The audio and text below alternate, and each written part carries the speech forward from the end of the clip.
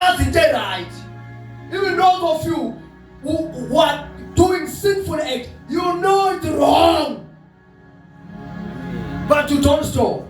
Yet you want your prayers to be answered. How your prayers are going to be answered in this situation? Yeah? You know what is right. You know all the time. Unembeza wako keep on reminding you what is right, but you ignore. Yingakho Ephesians 4 mawufunda uzofunda from verse 21 ushona panithi iBhayibheli ningamcimi umoya oyingcwele enabekwa ngayo uphawu.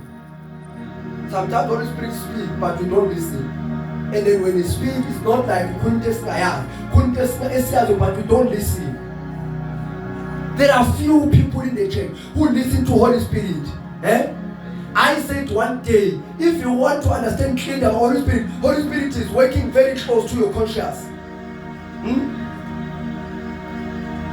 Akuvamisile ukuthi unembeza umuntu ube wrong. Akuvamisile ukuthi unembeza umuntu ukhuluma ongekhona. Each time you want to take a bad decision, unembeza wakho always speaks.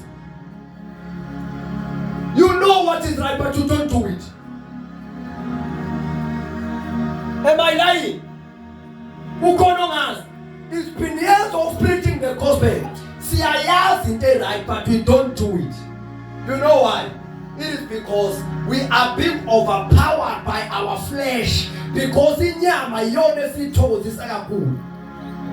I said to you, I'm praying for us. On Sunday 1 December, spend the crossover.